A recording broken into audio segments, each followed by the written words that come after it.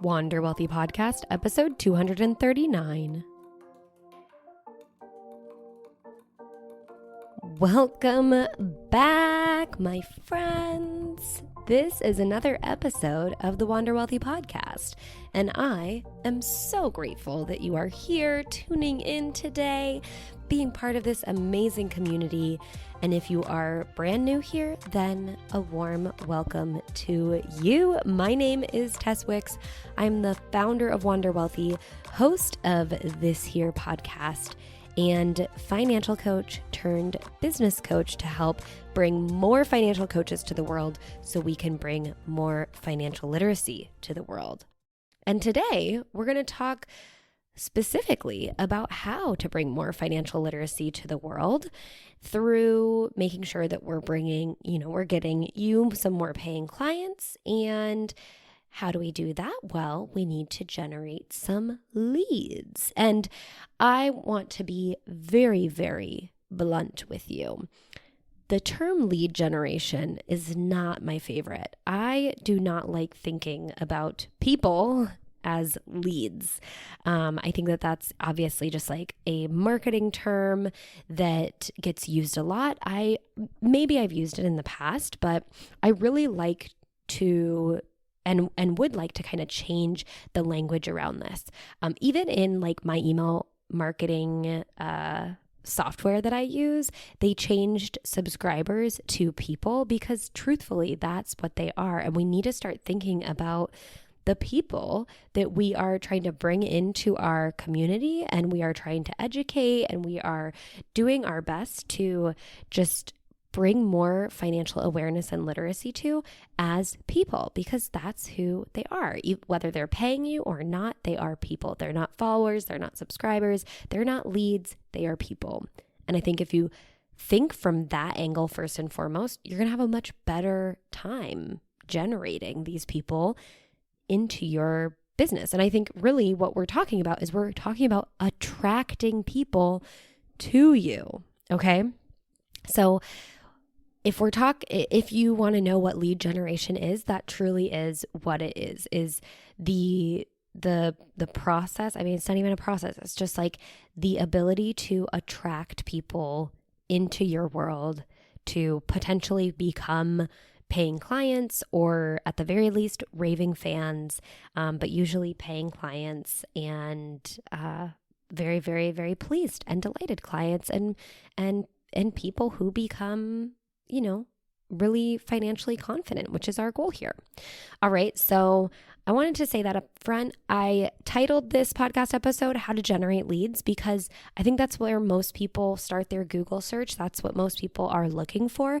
And now that I got you in here, I just want you to know that leads are people, and why don't we just call them that? But if you call them leads, it's okay. I also am not going to be like, how dare you? That is wrong. It's fine. It's not a big deal.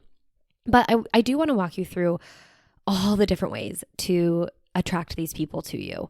And I might revert to saying generate leads, just because that way we can keep it very clear, what we're talking about, since the podcast title is generating leads, but I might go back and forth just as a fair warning.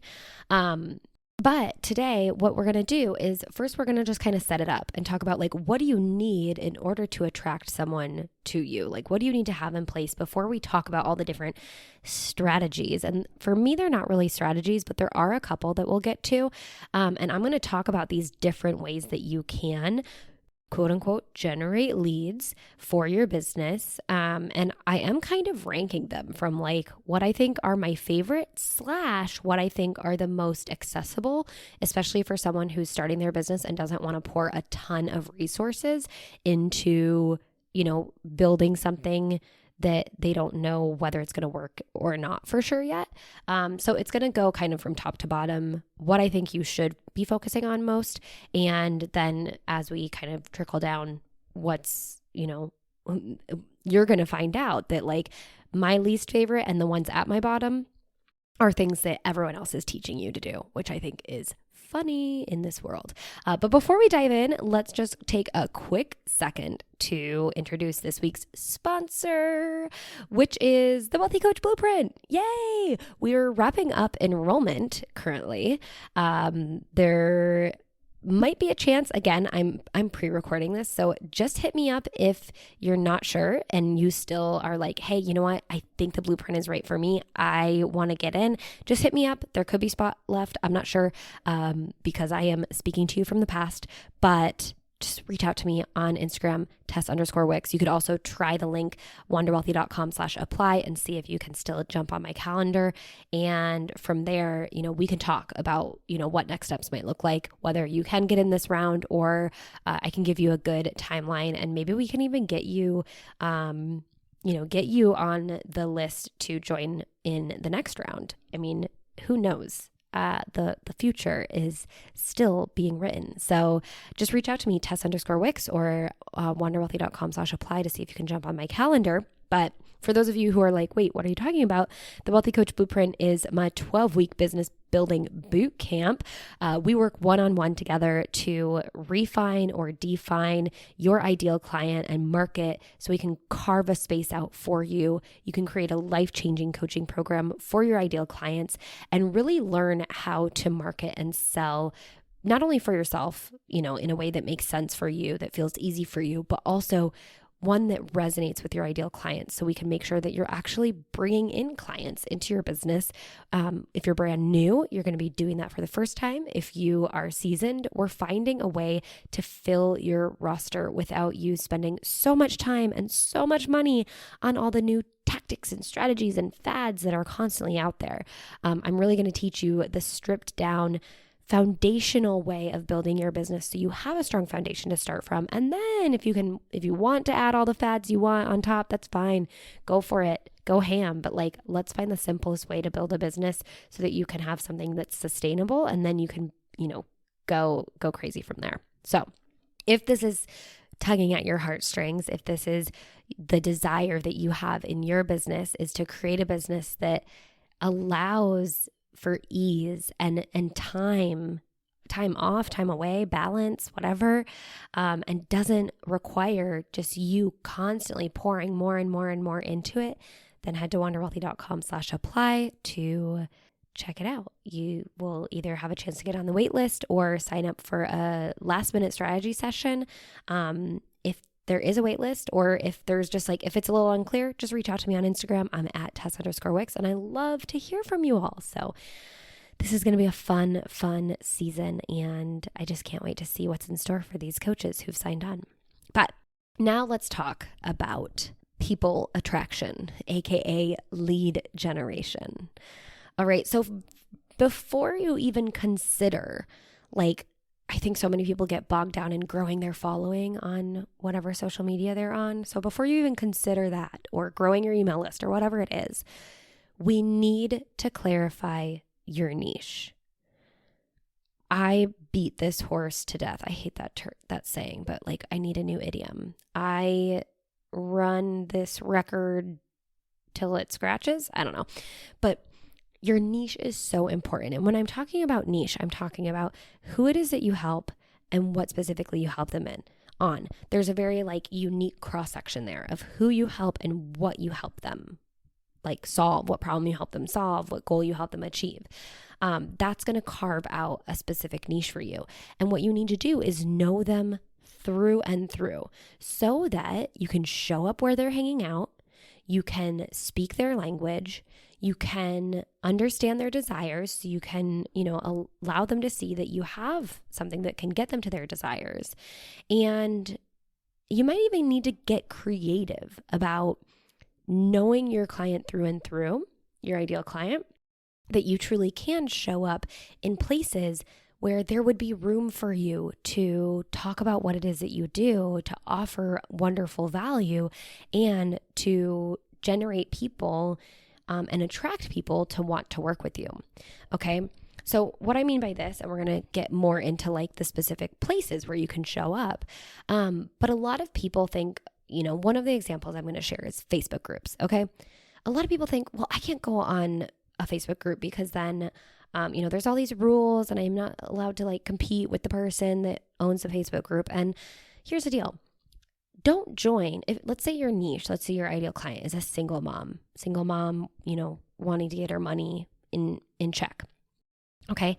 Don't go and join a single mom's money group. You can obviously be a part of that. I think that can be good for market research. You can learn a lot about the questions that they're asking and what they need help with. And if there's a possibility for you to offer your services and connect with these individuals, then by all means.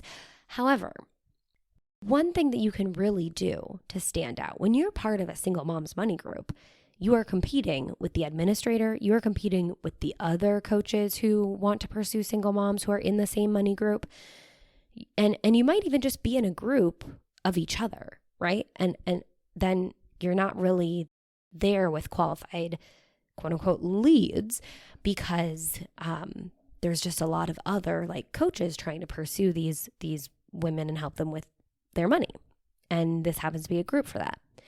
So it sounds great from the outside, but it's actually like a place full of potentially competition, and you're not going to feel good about, promoting what it is that you might want to be promoting in the group, especially if they're like, don't do that. But what you can do is instead find groups where your ideal clients are a part of that may not be focused so much on money, right?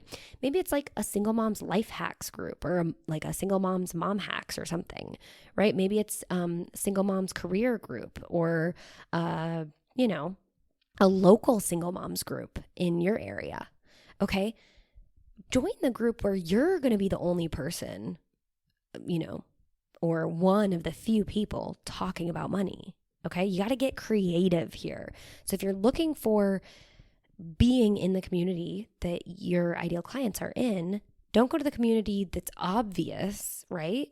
Go to the community where your ideal clients are in, but where you're not going to be competing directly with the administrator. You're not going to be competing directly with all the other people who are like, oh, it's obvious I should join this single mom's money group. No, go to the place where you can be the only person who's willing and able to have this conversation, right? There's still going to be questions about money in the life hacks group or in the mom hacks group or in the local single moms group.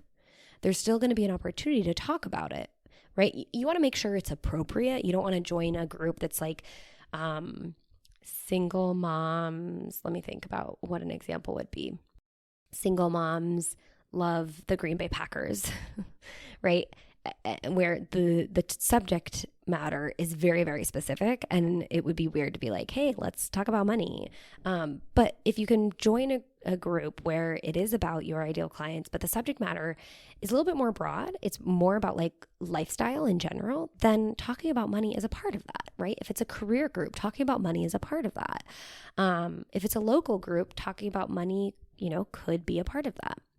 So you can be the person who is there, who can offer the guidance, who can speak to that topic, and you can do it from a very organic place. But that's kind of a side story and really like a tangent that is probably more appropriate for when I actually get into the places where you can quote unquote generate leads or again attract your people. But I wanted to kind of have that go here because this is really a part of knowing your niche very well, is knowing where are they hanging out in aside from these like very financially focused groups, because maybe they don't know that these groups exist, right? So you want to find the people who don't know that these groups exist but still have that problem and have these desires that you are there to serve. All right. The other thing you really want to do, especially as we get into talking about a section that I'm calling collaborations, is having your defined framework of what it is that you offer.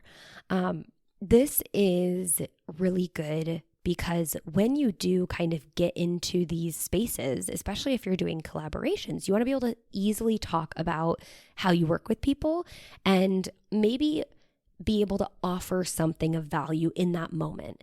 And a really good thing of value that you can offer are like the steps or the processes or the phases or the modules of your framework, right? It's an overarching kind of step-by-step thing that you can leave someone with to consider if they're looking for help on, their finances. So when we work together in the Wealthy Coach Blueprint, my clients and I, we use a lot of that niching work that we do, and then we take it that next step and really define a solid framework for them, then they can easily resort to when they're in these conversations with people who are potential collaborations or something. So I think it's really, really powerful to have your framework mapped out. You don't have to have your entire program built until you get your first client, of course.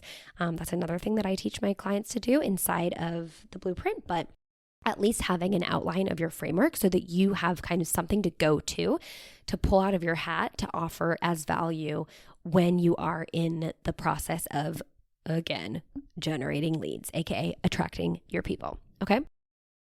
The last thing I need to mention is that you got to remember that 10 qualified leads are far better than 100 new followers or just like new subscribers on your email list.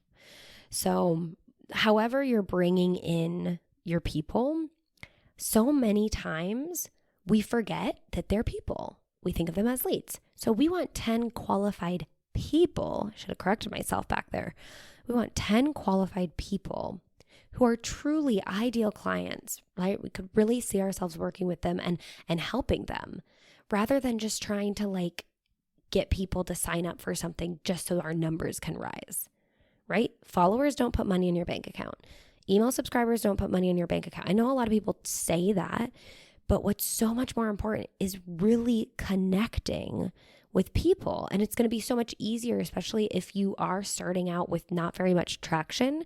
You're just starting in your business, right? It's so much easier to connect with people and then have them convert into, wanting to pay you as a client and work with you than it is to just like throw something out willy-nilly and hope that, you get 100 signups, because we don't even know who the people are that are signing up. We don't know that they're appropriate for it. We've taken away all of our control and we've kind of allowed that to be put on someone else. Now, that's not to say that that doesn't work. It can work. And especially if you have traction or if you have the money and the resources to really make sure that you're targeting the right people to be signing up for whatever it is that you want or to be following you. But if you don't have the resources or you don't want to spend the resources so early on when you're in the validation stage, then really finding like a smaller number of qualified people who really could be working with you one-on-one is far, far better. So I can't stress this enough. You have to take the focus off of how many people are subscribed to your list or how many people are following you or how many people are even liking your content. You have to take the focus off of that because you have to remember that like followers is a term. Subscribers are a term. Likes are just like a thing that some people do and some people don't do, right? I don't like a lot of things. Like literally, I like a lot of things like personally, but like the action, now liking is a verb, right? Like actively liking a photo. I don't do that. I'm still a qualified lead for a lot of people, but I'm not going to like their photos. That doesn't mean I'm not interested, right? I'm a silent follower and listener and I creep along. And so you got to take that stress and idea that more followers, more likes, more email subscribers equals more money. It just doesn't work like that. And especially earlier on in your business. Okay. So 10 qualified people is far better than 100 new leads, followers, subscribers. Okay. All right, let's get into this. So these are all the different ways that you can attract people, aka generate leads. I don't like saying that, but I'm still saying it because I'm just trying to keep us all on the same page. I've broken these down. And this is not like the most comprehensive list, but it's as comprehensive as I could get before I was getting a little bit ADD and wanting to just like start this podcast episode. That just happens to me every time I like start making the notes. And then I'm like, I'm just going to start it because I just got to start it. I just have so much to say and I don't want to forget. So yeah, it's a problem, but it's fine. We're going to work through it. So I broke these down into 4 different categories. So we have communities, collaborations, referrals, and heavy resources. And like I said, I did put these in order. I put these in order in terms of where I think you can easily and without tons of resources start, and then working down the list. Now, all of these can be effective. I'm not saying that the ones at the top are like the most effective, although I do think that, especially if you don't have a lot of traction, you don't have, past paying clients or anything like that. And so this is really for someone who is really just starting out or restarting, but I think most of these will work for you. It just depends, again, if you have the resources or if you have already like the clientele and the relationships. So first up is communities. I think getting into the communities of your ideal client is going to be one of the best things that you can do.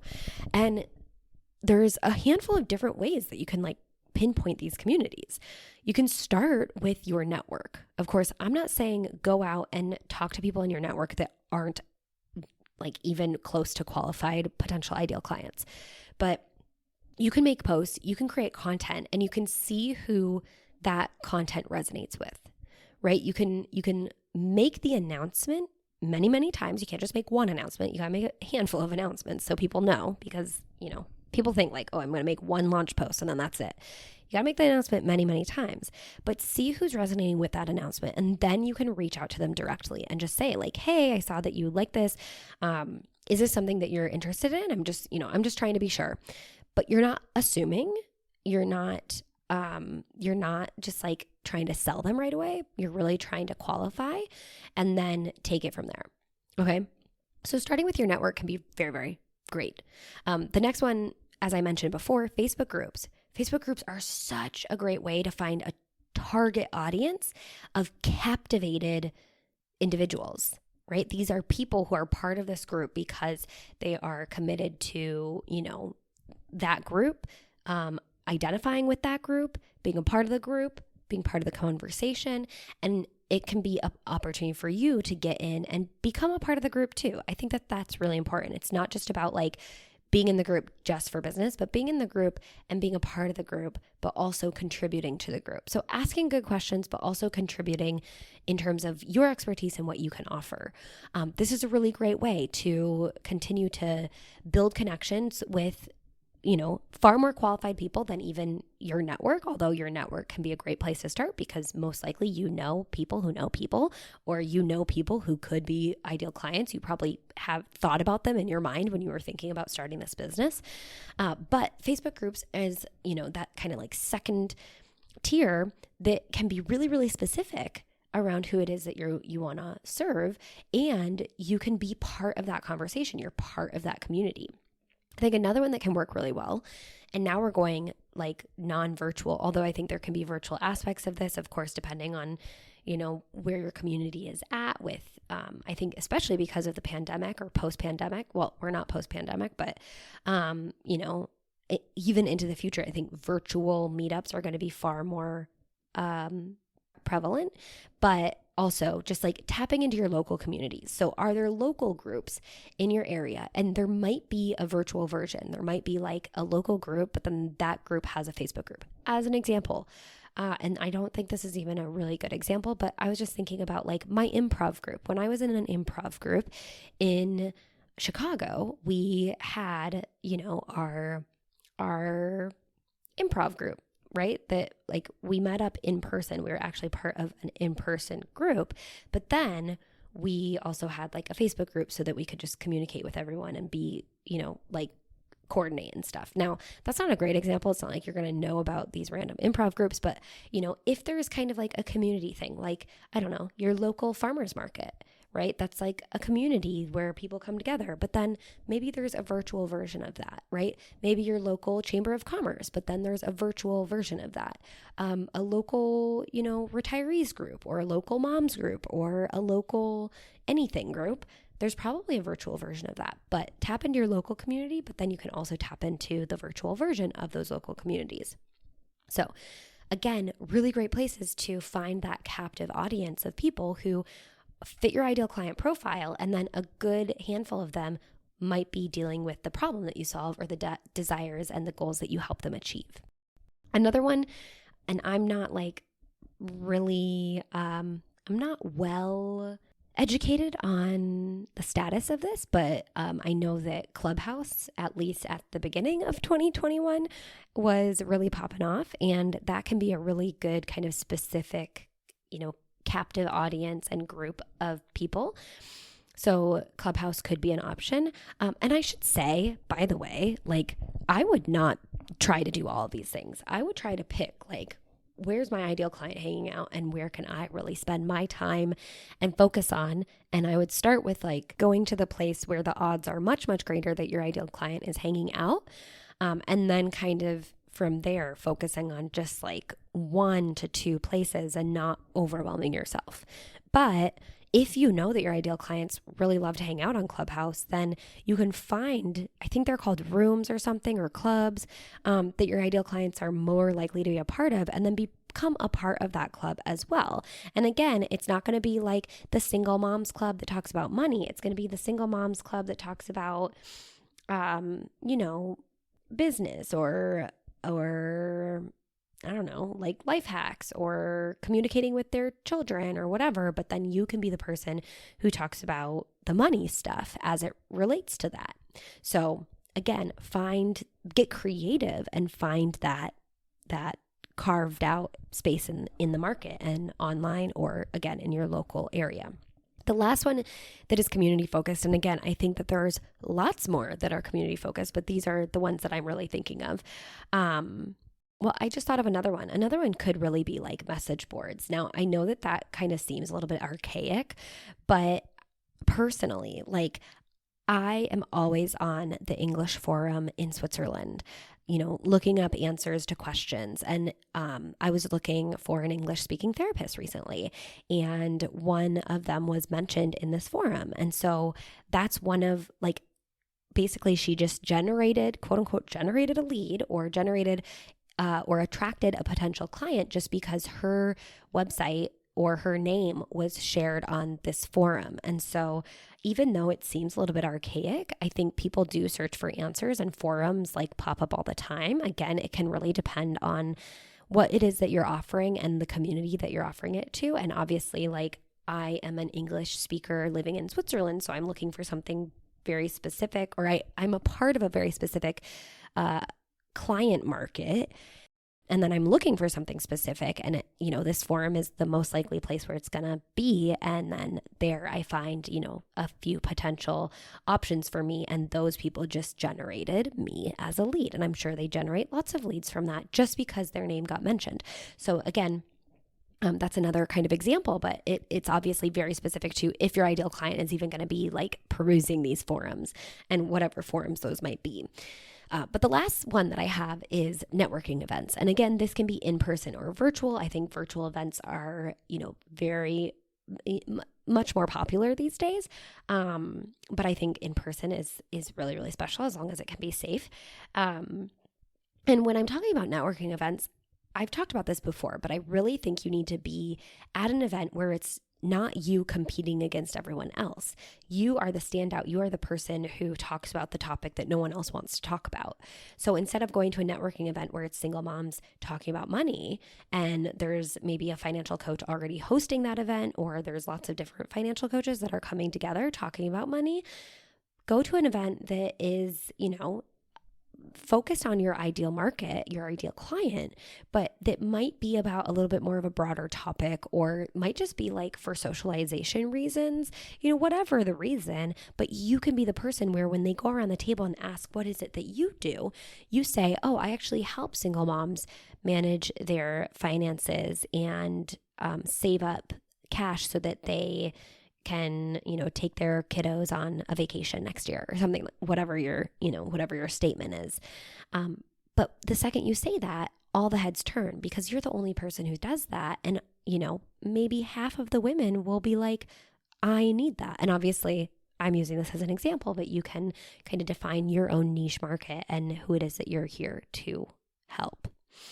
So those are the community focused ways to attract people and get them into your community. And I think in terms of the how, everyone's so focused on the how, but it's really about, exchanging information.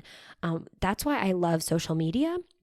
something like Facebook or Instagram, instead of just like exchanging a business card, especially if you're in in-person communities, is because you can say like, oh, let's follow each other on Instagram or something. And then boom, you're connected, and it's a two-way street. It's not just a one-way street where it's up to them to reach out to you, but it's a two-way street where you are connected. So being in these Facebook groups, even on Clubhouse, in the local communities, in the networking events, like exchange your social media information so you can follow each other instead of one person follows and the other person just like doesn't have any control over whether they reach out or get connected again or not. I did miss one. So the other one that is a little bit community focused, and this is kind of a stretch, but I think there's different ways to define communities, is finding hashtags or larger accounts that really are specific to your ideal clients, your niche. So again, it can be following hashtags, and then you peruse through and then just start creating connections with the individuals who are following those hashtags. Again, this doesn't mean reaching out and being like, hey, I'm a coach, I can help you. Or, hey, I presume that you have financial problems, let me help you fix them. But it's really connecting with the people, letting them know, introducing yourself, letting them know who you are, and taking it from there. And then the same with the larger accounts. So I kind of group these into two because these aren't like designated communities, but they are a way that like, big, that social media has curated communities, right? You can curate communities around a hashtag. You can also obviously, like, as a larger influencer, they might be curating community. Now, I'm not saying again to go to other money accounts and go through their followers, although that, that's a potential, but you obviously want to be respectful of that. But there's also a possibility where, again, you're getting creative about your network and you're finding people that your ideal clients really follow. And maybe they're money people, but, most likely they're not, but your ideal clients really fall into that network. And then you reach out and you just get connected, right? It doesn't have to be about you constantly trying to sell. And I know that this is hard because people want to know what's the quick fix, what's the quickest way. And if you're using hashtags and larger accounts, you really have to cultivate a relationship and a connection before you can be like, I can help you with your money.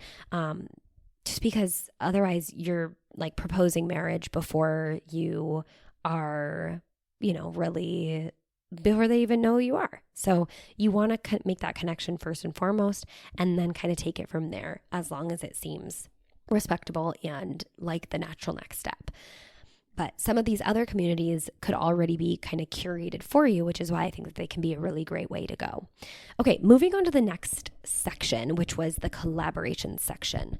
So this one can be really good. Again, especially if you're starting out, I know that it can feel a little bit nerve-wracking to reach out to someone to want to collaborate with them if you don't have a big following yet, or if you don't have much traction. But that's where knowing what it is that you offer, having your framework in mind, can be really, really beneficial. But collaborations can look, again, like so many different ways. And I again encourage you to get creative. So thinking about your ideal client, right? Going back to those larger accounts, and it doesn't even have to be like hundreds of thousands of followers. You can just find someone with like a couple thousand followers that is maybe talking about a topic that is parallel to a topic the topic of money, right? Maybe they're talking about careers, or maybe they're talking about starting a business, or maybe they're talking about motherhood, anything. And you can be like kind of this supplementary value that you could add to this person's network. So different ways that collaborations can look. First and foremost, you could guest post.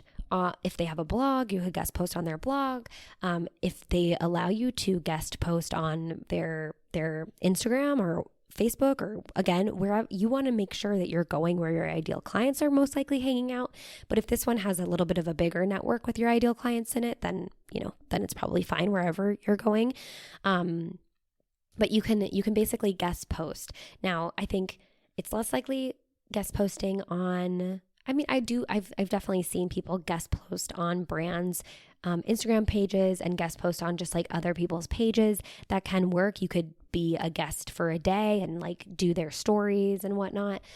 So that is definitely a potential. But there's also obviously guest posting on their blog And, typically this makes someone's life easier because that's less content that they have to create because you're going to be creating it for them. So that can work really well. Another one is you can get interviewed. So maybe they have a podcast. You can get interviewed on their podcast, or you can get interviewed and then take it like to their IGTV or to their YouTube channel. This kind of goes into also doing lives on social media. So Facebook lives, Instagram lives. I know also like now TikTok offers some sort of live thing, but I don't know if it's collaborative or not. I'm not really sure. Not very informed about TikTok, but I'm trying. But that's also a social media channel that you can also use, just blanket use. But in terms of doing lives, you can obviously do collaborations by collaborating together to do a live together. And typically lives will show up on both pages, but you can also do it on your page. But ideally you want to get on their page so you can get in front of their audience. Again, you can present them with, I have this thing to offer. And you don't have to offer things for free, but you can let them know, like, here's what I can educate your audience on. This is my ideal audience. I see a good crossover between our audiences. I'm happy to walk them through my 3 steps to yada, yada, yada, and then open it up for questions at the end, or take on any questions that someone might have that they can submit beforehand, just like however that would work ultimately. And basically you can pitch yourself to collaborate with someone else. And people are very open to that. I think it can work really well, especially if you, again, if you just have like a couple hundred followers, but you want to collaborate with someone who has a couple thousand, that can be really well because you're offering something of value to their audience that they probably don't feel comfortable or confident offering. So again, it can be very helpful. Another thing is if you end up starting your own blog or your own podcast, you can of course interview others. That's not always as effective as being on someone else's and getting in someone else's community because you're inviting them into your community. You hope that they share, but there's not always a guarantee that they're going to share the interview or share the blog post. But that is, one other thing. And then another thing you can do is in the marketing world, they call it joint venture partnerships, JV partnerships.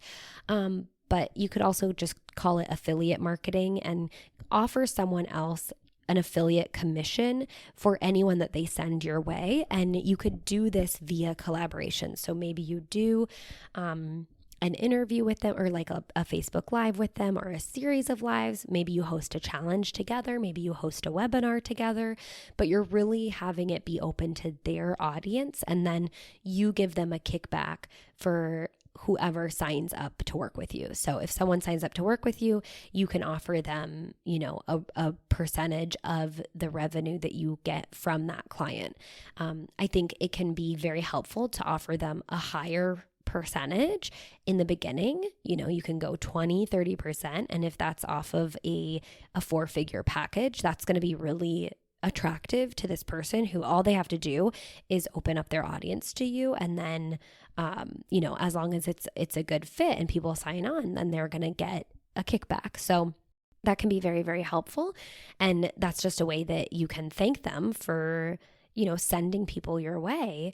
And then you also have a client, and it was a lot easier and a lot quicker than building your own network the slower way, and like you already get tapped into a qualified audience. So that's really, really, really awesome. So I would never be afraid to reach out to someone or ashamed of like your follower numbers or anything like that. Like, know that you have lots to offer.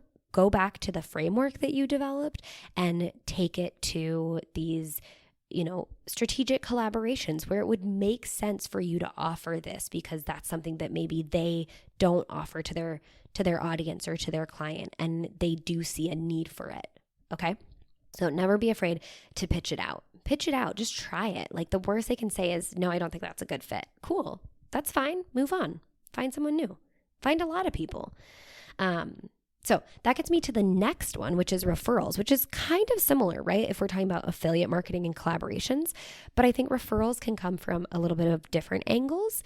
So referrals can, obviously come from past clients. And this is why I put it kind of lower in the list, because if you don't have clients right now, then it's a little bit harder to get referrals, right? But referrals are a great way to generate leads, or AKA attract the right people into your business. Past clients are the best referrals, right? You want your clients to feel so good about the results that they're getting, that they're happy to tell their friends about it or tell their family about it and refer people to you. So past clients are the best. Like, absolutely never hesitate to just let them know that, like, hey, don't keep me a secret. I'm always looking to work with amazing clients just like you. If you know anyone, I'm happy to send you an email that would outline how to introduce us, or, just feel free to send them my way. And I always love making sure that my clients, if they refer amazing people to me, that they get something special in return. So you can always do that. The next thing would be friends. Maybe you have friends or even just connections in your network who are willing to refer others to you, even if you're not for them, right? If they don't need your help, but they know others who need your help. So you never want to shy away from letting people know in your network what it is that you do and how you help people and who specifically you help, because there's always, someone always knows someone, and, or something always comes up in conversation that it would be natural for them to go, oh my gosh, I have to tell you about Tess because Tess helps people specifically with X, Y, and Z. Let me send you her name, or let me send you her, Instagram account, or whatever that looks like. And then the third form of referrals are going to be from strategic partners. So this is where, again, kind of like collaborations, but this time you don't necessarily need to do collaborations and try to reach someone's audience. This might be opening you up to someone's client base. So strategic partners would be, partnering up with, let's say, a financial planner who doesn't focus on the basic money management piece, but has a client base that would be, pretty much full of your ideal clients. Mortgage brokers or real estate agents, right? Therapists, lawyers. There's so many different kind of types of people who you're not directly competing against, but you could be a great strategic partner for them, and they could be a great strategic partner for you. So I would always, reach out and just say, hey, I'm looking for some strategic partnerships. I see this is what you do. This is who you help. I specifically offer financial coaching for these people who are looking for this. I'd love to jump on a call and just see how we might be able to offer some value to each other through a strategic partnership. Is this something that you're interested in? And then see, most people are very open to having a discussion about that and seeing how you can help each other. So I would always, again, never hesitate to reach out and just see. The worst they can say is, nope, don't think it's a good fit. Okay, great. Thanks so much. Talk to you later. Call me when you see that it is a good fit. Haha, wink, wink. You're totally fine to reach out to people and inquire about something like a strategic partnership. Okay, and then this gets me to the last way to quote unquote generate leads. And I'm really saying it this time because this is how everyone will tell you need to do to generate leads. Okay, so this is the section that I call heavy resources. But what I mean by that is typically this works if you have money to put into ads, or a heck of a lot of time and a heck of a lot of patience, which I think a lot of people don't have. I think you still need it no matter what. But, typically when you try these different tactics, it can be disappointing when you're first starting out because you don't have the resources to put in the ads, or even the experience and understanding of how ads work. And then you kind of host a webinar, let's say, and the numbers are dismal, and you put a lot of effort into even preparing for this webinar, thinking you're going to get a bunch of clients from it. The attendance numbers are dismal. The conversion rate is dismal. And then you're this did not work, right? That's why I think really just getting into these communities and making connections and doing collaborations and referrals can work so much better, especially just to get you started and get your roster full while you continue to build traction and gain momentum through your content creation, so that in the future you could do one of these heavier resources like hosting a free challenge.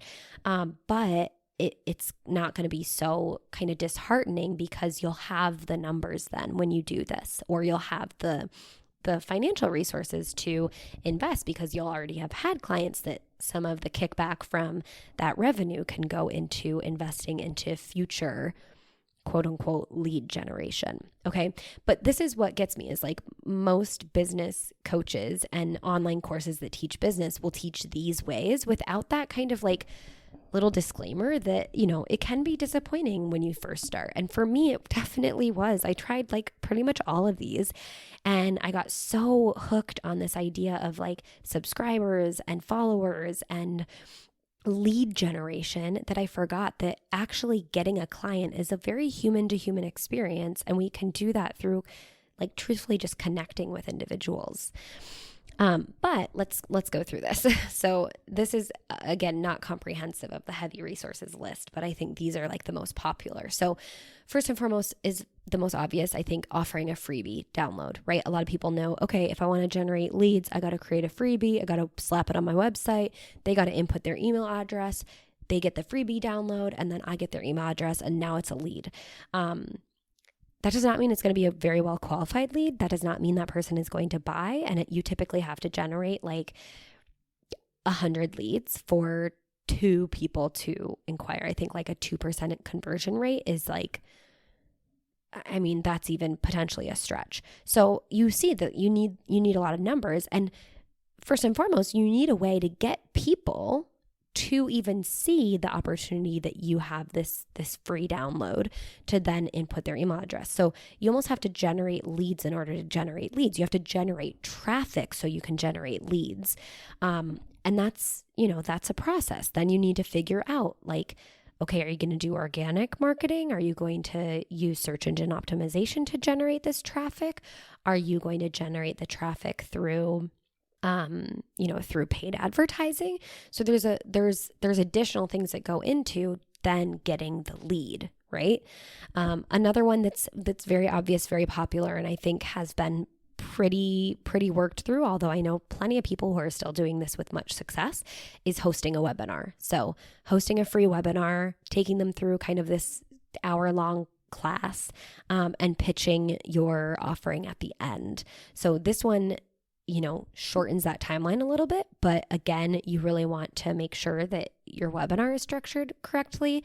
And that, again, you're generating the traffic and the appropriate traffic to that webinar. And so usually where I see most people succeeding with this is they're generating paid traffic. They're paying for ads to generate that traffic so they can so specifically target the right people to join the webinar so that then their conversion through the webinar is significant, so that it's bringing in income. Hosting a paid masterclass. So you can also do paid versions, which is interesting because then is that generating leads or is that generating customers? But I think it can kind of be both. So hosting a paid masterclass is something that I'm seeing a lot of lately. I haven't personally done one, but I'm definitely considering it because I like the idea of kind of bite-sized education. However, I think that some people overeducate before they really take action. So that's just something to keep in mind. But you can have people pay to basically be part of your network. Now, I think that what a lot of people do is they'll focus on creating this lower paid masterclass, or they'll do a lower paid kind of like download, freebie, workbook, whatever it is. And I'm just using these as an example because I obviously have the online coaches pricing formula. And that is a lower investment product that people can get into. And it is a way for me to generate leads, but paid leads. It's like, not I pay for them, but they pay to be part of it. So it is a little bit of a workaround, but I created that after I created the Wealthy Coach Blueprint. And the reason is because your time is so much better focused on creating your high ticket offering and even trying to sell that high ticket offering without some of these heavier required resources of lead generation, of people attraction, right? Like you can better use your time and your focus on getting clients into the higher touch programs where you're also going to have a greater impact and get them better results. And you can do that with all the different ways I talked about already in terms of people attraction. But if you're looking for a little bit more hands-off eventually, like once you have that traction, once you have the resources to throw into some of these other things, then I think it does make sense to create a paid masterclass or a paid lower price product. But so many people think that they need to create the lower price product first, and then that really bogs them down and it gets them stuck. And I think it also like makes them feel bad because they're like, if I can't sell a bunch of this, how am I supposed to sell something that's higher priced? And it just like messes with their mind. So don't think about that until you get your high ticket offer, framed out and sold, and you actually have paying clients. And then you can kind of define what are the starting points that I can create like more of a lower ticket paid offer or paid masterclass that I can use as a form of quote unquote lead generation. The last one I had that I already mentioned was hosting a free challenge. I think that's another very popular one that we're seeing a lot lately. And I know that there are other ones, and I'd love to hear kind of what you've been seeing in terms of, the quote unquote lead generation and what you think of them and what maybe your favorite ones are or what you've participated in, because I'm always looking on ways that I can better inform all of you and better inform my clients and also myself. But these are the ones that I've really kind of come up with in terms of what is required of either a lot more time to build that traction and momentum or a lot more financial resources to be able to invest in ads so that you can send targeted traffic to that webinar, freebie, challenge, masterclass, whatever it is. So I do think that these are for kind of later on in your business. Once you've developed your fully thought out program and you've kind of tapped out of everything else and you're looking for, just a second, a next level thing that you're willing to invest the money in potentially, but also if you already have that traction so that you can turn one of these things on and then it's easier to, you have a way to generate traffic so you can send people to that thing. But that does take time and it takes your resources. So I want to, make sure that we can use the least amount of resources so that you can see that this business can be sustainable from the get-go. And then you can produce income and then you can choose what you do with that income. So this was a long one, but I really think that it was, one of the more informative episodes as we talk about marketing. And I would love to hear if there's anything else that you want to hear about marketing or selling or, building your program, whatever it is. I'd love for you to reach out to me on Instagram. I'm at Tess_Wicks, and just tell me like, hey, I listened to the podcast and I'd really love to see or hear an episode on this, and then insert what that is, because I'm always looking for ways to continue to provide you with relevant material. And, I do as much as I can to ask you, but I want to hear straight from you what you're looking for and what you're struggling with so that I can make sure that the next podcast episode answers your questions. So that's that. That was a long one. I didn't even realize how much time passed, but I am happy that we got you all those answers. If you want to check out the show notes of this week's episode, you can head to wanderwealthypodcast.com/podcast/episode 239. Don't forget, there might still be a chance for you to join us in this next round of the Wealthy Coach Blueprint. Head to wanderwealthy.com/apply or reach out to me at Tess_Wicks on Instagram, and we will get you hooked up, or I will let you know kind of what the game plan is moving forward. And with that, thank you so much for hanging out with me today. And until next time, I hope you wander wealthy.